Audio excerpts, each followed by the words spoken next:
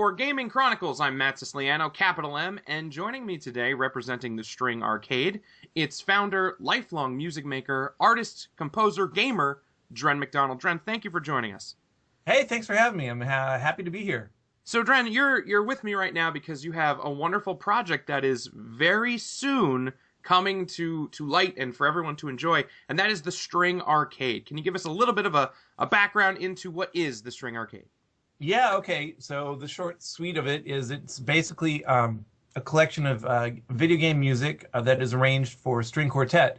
And it spans everything from early games like arcade games such as Galaga and Tron, up to Zelda, up to 16-bit Sega games like Sonic and Echo and Altered Beast, through adventure games at LucasArts like Monkey Island and Outlaws, all the way up to recent games like Minecraft and FTL and Portal 2. So it kind of spans a lot of time in video game history and is all arranged for string quartet. And this was a project that was on Kickstarter. How Yeah. long ago was that actually? Let's see. I think we kickstarted it in August this summer. Okay. Yeah, and It met success. yes, it did. Why we're Fortunately, here talking, right? yeah, exactly. I wanted to get into that a little bit because when you did the Kickstarter video for this project, now you're not, you said it in the video and you see it on the website and everything else. This isn't your first time. So many times on Kickstarter, we get people who have great ideas and great talent, but they haven't been able to actually produce something. And this wasn't your first time producing something like this. Oh, actually producing a CD or Producing a CD and yeah. go and everything with it, whether it's the media or the industry itself. Right. And I think that helped, guide your success in this. How did that feel coming out of the whole project? Did it go as smooth as you would have hoped? The Kickstarter, yeah, it went better than I kind of hoped because we ended up bringing more than our target goal, which is great. And I had many years running a record label back in the 90s and running a music merchandise company. It was my own company and working with lots of different artists, everyone from The Residents to Anticon and Dos Juan and Peaches and lots of different artists that we worked with. So, getting into this territory of releasing a record and doing publicity for it and all that is all very familiar territory to me. So it's kind of like second nature. And I think it helped the Kickstarters that see that people could tell that I was going to get it done, hopefully, Right. that I had Yeah. some experience doing that. Because I know a lot of these Kickstarters, and you see it a lot with games, unfortunately, Yeah. they kind of scope out bigger than their budget allows, and they end up not getting the project done, which is really unfortunate. I've seen it with a couple of music projects too. Just sometimes people don't have a realistic idea of how much things cost or where they can, cut their budget a little bit or how to creatively work with a book. So, fortunately, I had some experience with that, and we got through this pretty well. Yeah, as a person who's constantly on Kickstarter, whether it's just checking things out or ready to put my money down to back something, stumbling upon you and yours through the main site was very refreshing. And the fact that my updates that we got, like you handled that so smoothly and well, and we weren't inundated, but we had right and proper updates with cool pictures and information. And then the fact that you made your deadline. I mean, you hit it. We got our as backers, we got our information and our product. Right. Right on schedule, and coming out of, a couple of, not I'm not throwing names around or anything, but a couple of, Yeah. Disappointing things that took maybe over a year when it was supposed to be 6 months, and Right. that's a great pace you're setting for yourself. Are there any plans for future crowdfunded projects, maybe? That's a good question, and it's certainly something I'm going to think about. I'm trying to just really focus on this one right now, but yeah, I could definitely see that as a possibility in the future. Having, like I said, having run a label and companies before, I had a good sense of how much information to get out there to the people who had invested in it, and I felt it was, like you said, it was important to get back to people, but not to hassle them too much, because Right. some Kickstarters, as sure maybe send a little too much information. They overshare, and And I didn't want to be that Kickstarter project. I just wanted to keep everyone updated with real updates and just get it done on time, because that says a lot more than whole lot of updates. Just getting the project done. So that was Really important does. to me.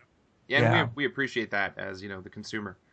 Yeah, I'm glad to hear that you thought the updates and everything was all, Oh, it was you know, great. I was good. happy to open those emails. Happy to see Oh, what was that's going great. on. Yeah.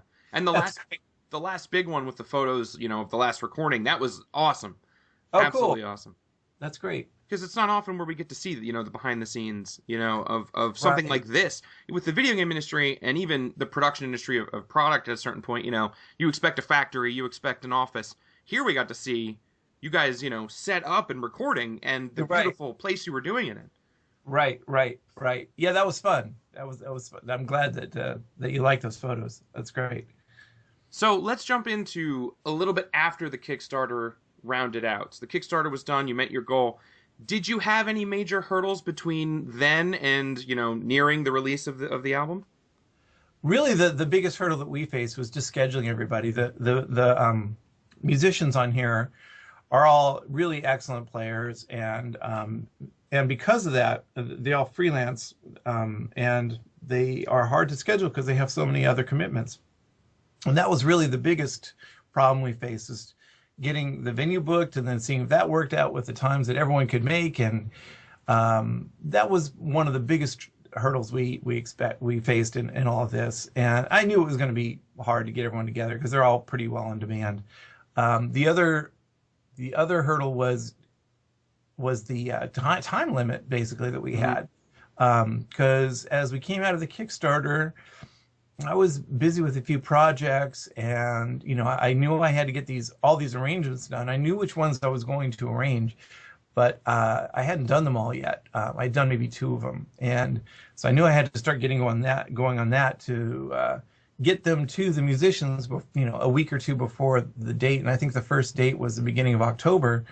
So yeah, I had to, if we finished in August, that meant I had to get 4 or 5 of these arrangements done, and everything's, scheduled for beginning of October. And I think we did October 2 dates, and then 2 dates in November, maybe. And so it was a lot of planning. And if I had it to do over again, I might give myself a little bit more time, or make the sessions a little bit longer, because we only Mm-hmm. scheduled 4 to 5 hour sessions, and we got a lot done in that time. But it might be nice to schedule 8 hour sessions with a break, so that things are a little bit more relaxed. But that's the way we did it this time, and it turned out. So Yeah, and people might not realize that, from October, November, December to now, that's really not a lot of time to produce something on this scale, and you really nailed it in that crunch. yeah, we got a lot done in a short amount of time. But being in the game industry, you kind of get used to that. You get used to a fast pace, and so we were able to make it work. Transitioning into that, being in the game industry, you have also scored music for various games, some of which are included on the album.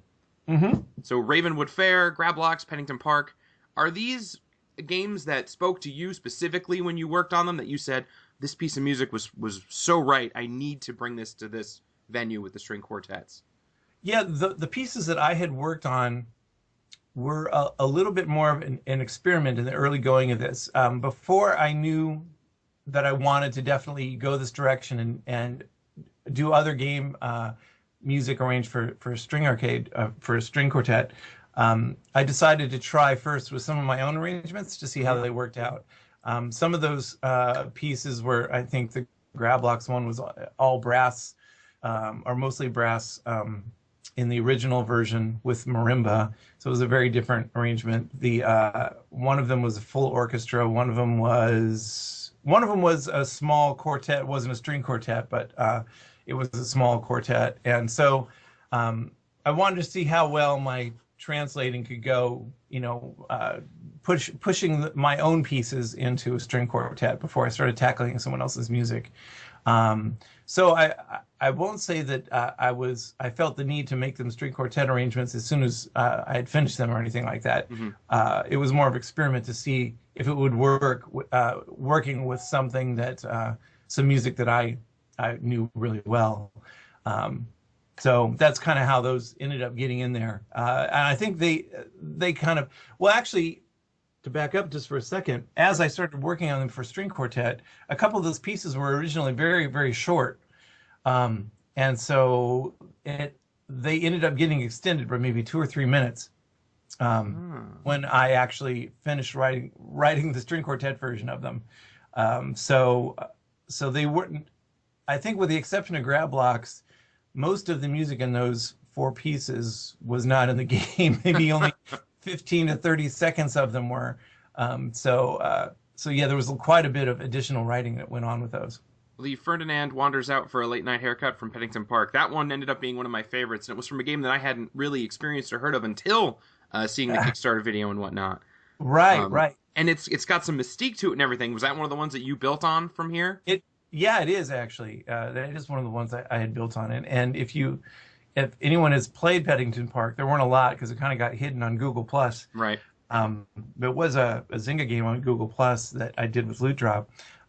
You might not have even heard that song. It came towards the very end of the game where they on the last kind of land that they added. And I don't even know if players made it that far. So even if you'd played the game, you probably knew some of the other music, but you might not know that one. Well, they should play it because this song is fantastic. And like I said, it was the first of the ones I wasn't familiar with that really drew me in. And I listened to it a few times and I was just like, wow, that is just really interesting. Oh, it plays that game with you, and you wouldn't think it would be, as mystifying even from a social game, Right. Well, fortunately, when I was working on both Pennington Park and Ghost Recon Commander, which are both social games, that was with Loot Drop, which is a studio started by John Romero and Brenda Romero and Tom Hall, who all their other games, Doom Sure. and Quake and Wolfenstein and games that have one song overlooping the entire gameplay. Yeah, right. But John especially is a big fan of game music, and he was very encouraging and wanting to get lots of different music into those games. I think both of those games had about 40 minutes of music in them for a social game, which is a lot. Yeah. And then before that, I worked with John and Ravenwood Fair, and ended up writing a bunch of music for that game as well. And the subsequent other Raven games. And there's actually a soundtrack that I released on Louder of all that music too. Oh, very cool. People can check that out. Yeah. Jumping around, since we're talking about the music, I just want to kind of highlight a few of them that spoke to me in some special way. And then maybe we'll get your skinny on each one, and then a couple that spoke to you as well. Okay. So, Plants vs. Zombies, Grasswalk. I know it's the start of the whole thing, and that song is the most iconic, especially the opening of it for that franchise. Right. You guys made it, I should say when you rearranged it, you made it very much a tango, but it also felt kind of Tim Burton-esque. Oh, that's funny. I hadn't thought of that. Yeah, it felt like it could have underscored one of those creepy, dark, movie affairs starring Johnny Depp and Tim Burton's wife. Right. What was your headspace? What were you thinking when you were going with that? Were you keeping with that horror theme? No, I hadn't thought of that at all, actually. I was thinking about tango, because there's one other piece on there, the Grab Block song that we mentioned before, was kind of pushed into that direction. And then knowing the musicians I was working with, who have all played a lot of tango before, I thought that they would really be able to dig in on another tango like this. And I just thought that this piece in particular was ripe for that direction. It was just low-hanging fruit, in my opinion, as far as pushing it towards the tango kind of side of things. And, for me, I was kind of pushing the humor side of it with, we all do a little zombie brain sound in the background. So good, like perfect. The first time I heard it, I went, yeah, like an audible joy popped out of me. Great. That's the intent. And so I was kind of thinking of the humor. I hadn't thought about that sort of angle at all, but that's really interesting to hear. And I love the music in those films. I mean, Elfman is usually the one doing them, and I think maybe Beetlejuice or Pee-wee's Big Adventure are probably some of the earliest films I remember really taking note of the soundtrack, apart from Star Wars. Right. Well, speaking of Star Wars, jumping to Galaga. That little do that, I mean, that's always going to pull at our heartstrings, as arcade gamers and whatnot. But the arrangement here is something that, it's Williams-esque. It's big. It's huge. It feels like, I don't know. It's got an epicness to it that is reminiscent to me of The Last Starfighter. Maybe not Oh, with the music, but with the drama of the film. It has this right, way more than a couple pixels on a screen and a couple chiptunes could have given us. right, right. What went into that one's redirection, even? Yeah, well, so that one was we had a guest arranger for four of the pieces, and Right. that one was one of his, Jason Poss, who was, the he was the music editor and arranger for like the Lord of the Rings films and Amazing Spider-Man and a lot of big projects. And he worked on that one, and we had talked about it a bit. All that music is actually part of the game. It might not have been part of the U.S. version, but it was part of the Japanese version of the game. That's So all those pieces are in that game somewhere, and then he just kind of took it and ran with this, idea of making it sort of this intense instrumental, and definitely I think it's definitely influenced by. We'd have to ask Jason, but I think it's definitely influenced by some of those science fiction, themes and ideas of, epic battles and things like that. Puts a smile on my face. It's Yeah, it's awesome. It's just a great getting up and going kind of song. right. Yeah, it was a difficult one to play too. The quartet really had to work on that one for a little bit and workshop it, but they did a great job. And I think one of the things that interested both of us about that one is we're all so used to hearing that music come out with those familiar chip sounds of the console, of the Right. arcade console, and to hear them on stringed instruments, it's, you kind of have to do a double take. It's like, I recognize that. How do I? Oh my God, that's Galaga. Yeah. So And iconic as it is, yeah, to hear it in such a different way is amazing. right, right. From the classic stand-up arcade to the current sandboxing Lego video game universe kind of thing, Uh-huh. Minecraft theme. We got to talk about the Minecraft theme. Yeah. Just put it in the game right now. Just call up Notch, get it put in there. It's got that somberness that the game has at times when you're not getting hunted by creepers. Right. It pulls at your heart. It gets into the depth of you. And it's just the kind of thing that you want to listen to while you're sitting on the hut that you built and watching the rain fall, or enjoying the Right. sunset when you turn around from your mining for just a moment. Right, right. No, you kind of capture the feeling that I was going for. I mean, one of the real pleasures I've had in the last year is I have two kids. They're 8 and 11 years old, and watching them get really into Minecraft and watching them sit around and build things together. It's yeah, it's so much more peaceful than me and my sister playing Atari together when we were kids and just, playing tank and beating up each other. Just watching them, build things and work together. And I was thinking a lot about that when doing that arrangement. And also the mood of the music in that game. I think it does a really nice job of doing just what you said, just kind of getting you into this sort of lulling you a bit into a meditative state of just kind of building things and kind of almost just being. And there was that element of it, and then that song kind of builds a little bit and has a little bit of a melancholy feel to it, which comes from the idea of watching my kids play these games and watching them grow up. I mean, they're just it seemed like yesterday they were in diapers, and now they're talking about servers with their friends. And, Yeah. Yeah, there and was something in the middle there that we maybe Yeah. had that they didn't because of the technology. Yeah, exactly. And just watching them grow up and all almost all in the seemingly during a play session of Minecraft. It's just it's remarkable to watch. So those are the kind of things I was thinking about with that arrangement. And I'm really happy the way that one turned out. Oh, it's so great. It just needs to be in Minecraft. Hopefully when this goes live, Notch will get a copy, or his team will see something and they'll get it on there, because they're super responsive to the community and the world around them. Right. Yeah. I've been So- meaning to write to Daniel and tell him about this. I haven't had a chance to do that yet. So I need And to. if the people want that to happen, there's always social media. They're all up Yep. there on Twitter, and throw That's At right. the String Arcade or Dren MC on there too, because they will see it. That's right. So talking about modern gaming, FTL was one of my favorite games of the last year, and it was one of them Yeah. that pulled me right back to this kind of, you don't need a lot of flash and flare to make a really great game.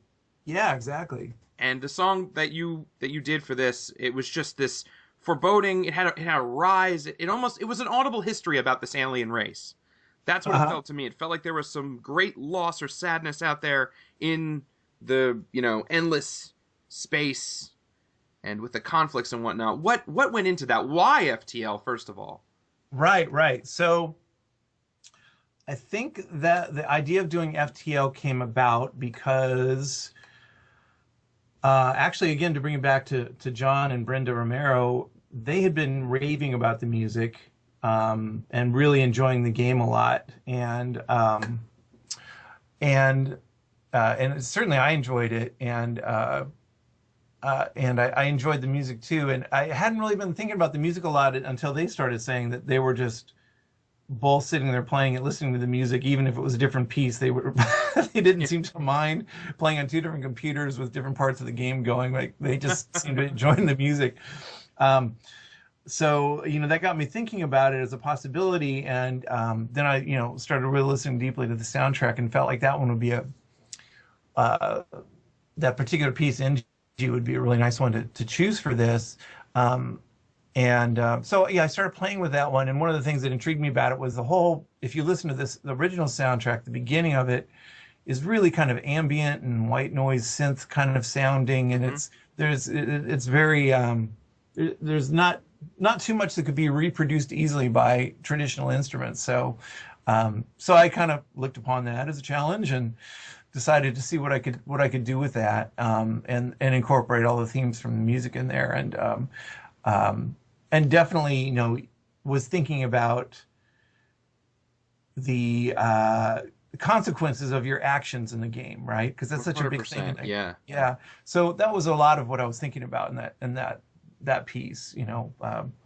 What happens if during the course of preparing, and it's funny. Then Gravity came out, and I thought, I bet that music would work for Gravity. Yeah. I don't know. Maybe something a little happier with Sandra Bullock floating in space. I can't handle it. She's too much for me in a beauty pageant movie, let alone in space. Yeah, right. So from the deep and dark depths of space, let's go back into the world of video games. Tron, the arcade Yeah. medley from Tron. Surprisingly to me, I never really spent a lot of time with that video game. This was my favorite track on the album. Oh, really? Oh, It hit me with a sense of wonderment. It was in the opening. It was just this. It was an opening. It felt like opening those doors to Flynn's arcade, and uh-huh. then the mist rolling out, and you seeing that machine at the back. And Right, right. there's a feeling of hope in there too, which I love the original film, and that feeling of hope is kind of what drives everything through the film, and I felt like I got that from the rendition of the medley that you guys put through. Oh, great, great. Yeah, that was another one of Jason's pieces, and I one of the reasons I included it, we had an arcade recently open up here in Alameda, High Scores Arcade, and it's sort of a retro 80s arcade. It's a really wonderful place. They Cool. do a great job, and they had the Tron machine in there, which I hadn't played in a while, and I loved it when I was a kid. That kind of glow in the dark handle, and you kind of have to lean in over the monitor, and so you hear the music really well. And I was instantly reminded when I was playing it of all those sounds that play when the little musical sounds that play when you die, because you die so often in that. Right. And and so I talked to Jason about doing it, and then we realized that I hadn't seen the film in a while, and we realized that actually those themes are all in the movie, but they kind Right. of speed up in the game.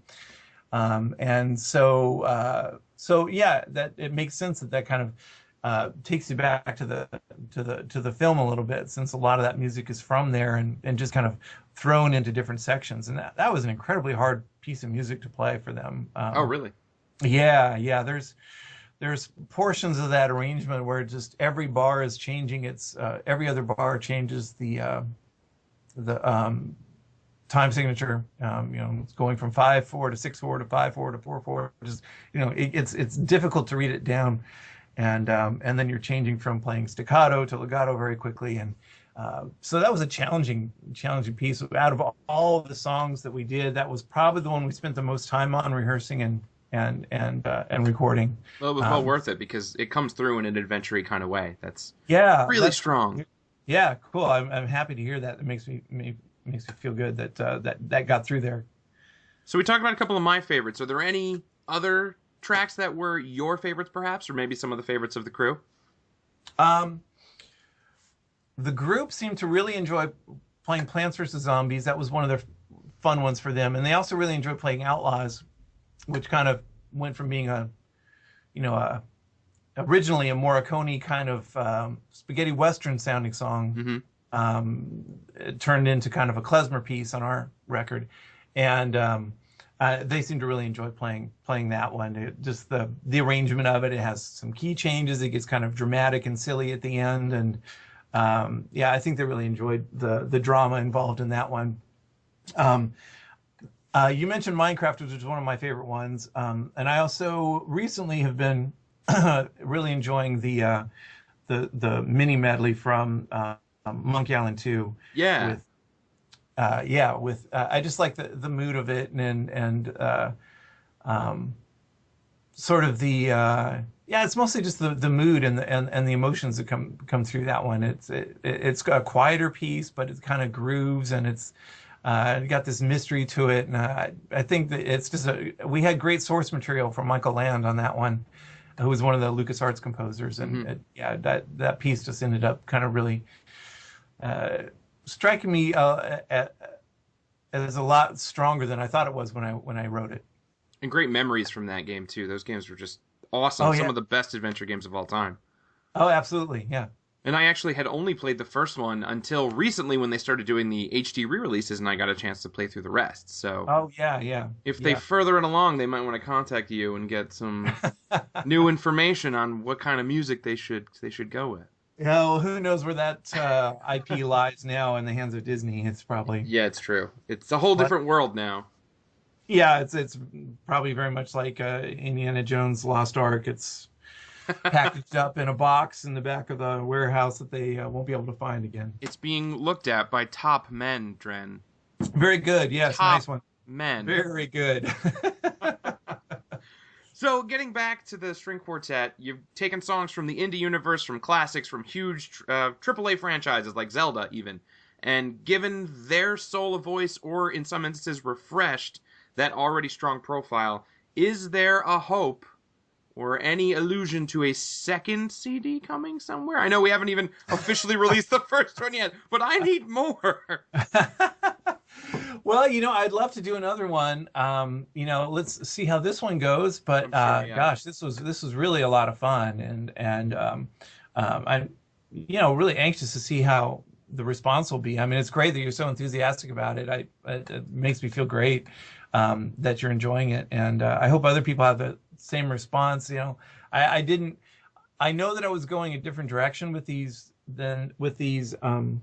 arrangements than what people are maybe used to as far as game covers. Right. This one is definitely feels a lot more smaller, and introspective, and moody, and it definitely has qualities of fun and things like that too. But I think people familiar with game music maybe aren't so familiar with klezmer or tango or some of these other kind of directions we push the music into. But maybe that doesn't matter. Maybe they'll just hear it and like it, whether they know klezmer or tango or not. Well, for whatever my opinion's worth, this makes these songs that we may know from either growing up or from recent discovery, makes them more real than just the video game concept, if that makes any sense. It's, we're gamers and we game and everything we do is gaming this and gaming that.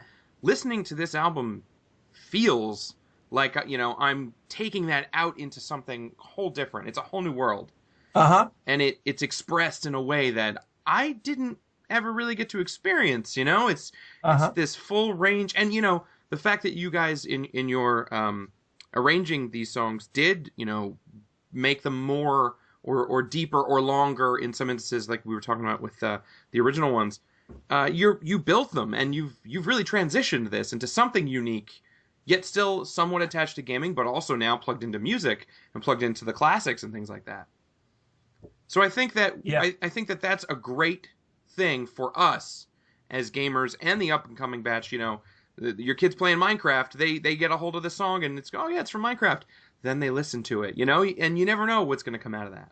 Right, right. Well, to bring in another aspect of this, which we haven't touched on yet, is that the sales from this recording are all going towards the Alameda Music Project. Maybe you're going to get to that. Yeah, we were headed in that direction, but I'm glad you brought it up. Let's talk about that Okay. right now. Tell me about Um, the Alameda Music Project. yeah. Well, uh, the part of the reason of picking songs like Minecraft or Plants vs Zombies 2, besides being really interesting musical choices, is that we really hope that they would kind of inspire kids musically. To have that experience you were just talking about, is hearing the music outside of the game and thinking about it as another, not necessarily part of the game, but as these musical compositions outside of, as just musical compositions, as a listening experience. And the Alameda Music Project is a K through 5 after school music program that's starting up in the fall, as a everyday after school tuition free program where kids can learn strings, percussion, and chorus. And so like I said, the thought was making a record that included video game music that the kids can totally relate to and recognize as something that can be played on a classical instrument, was something we were hoping, would inspire them. Yeah. Oh yeah. So that's kind of where the idea comes together. Those two worlds meet, is kind of in that territory there, hoping to inspire kids. And the whole program is based on the El Sistema movement, which is a Venezuelan program that started about 40 years ago. They were obviously having problems with kids after school. What do we do with them? And it really started out as a social program to keep kids out of trouble and to keep them from, robbing stores or dealing drugs or whatever the problem was. And it just became very successful on a musical level eventually because the kids got really, really interested in the classical music. It just became this new passion for them, kids who were living in poverty and didn't have a whole lot else. And they started this youth orchestra, the Simon Bolivar Orchestra, which produced Gustavo Dudamel, who's now the musical director and conductor at the LA Philharmonic. So that's kind of what this whole thing is based around, the idea of the El Sistema programs and using a social program with music to try and get kids passionate about music, or just, it also, they also do homework in this after school program. So Right. just giving them something to look forward to after school where they can do their homework and learn to play music with others. And there's this whole social thing that kind of goes along with playing music that I think is important to think about for kids. It's to help them grow. It's to Yeah, help culture them and in a sense like give them opportunity, without a doubt. And that is right. 100% of all the sales Yeah, from yeah, the release forward exactly. will Yeah. be supporting them, and that is a very cool thing that you're doing. And we tip our hat to you, of course. Thanks. Yeah, we couldn't actually mention it in the Kickstarter video. We couldn't say that this was for a charity organization. It's one of their rules. So Right. we had to just say we're making this record, and then after we got the money, and by the way, now that we're making it, this is where all the money's going to. Right. And if people want to look into the project more, they can go to alamedamusicproject.org. That's it. Yeah. For the String Arcade, they can go to thestringarcade.com. Yep. If they want to follow what's going on with the String Arcade, they can follow them on Twitter at the String Arcade, or you, Dren, at DrenMC.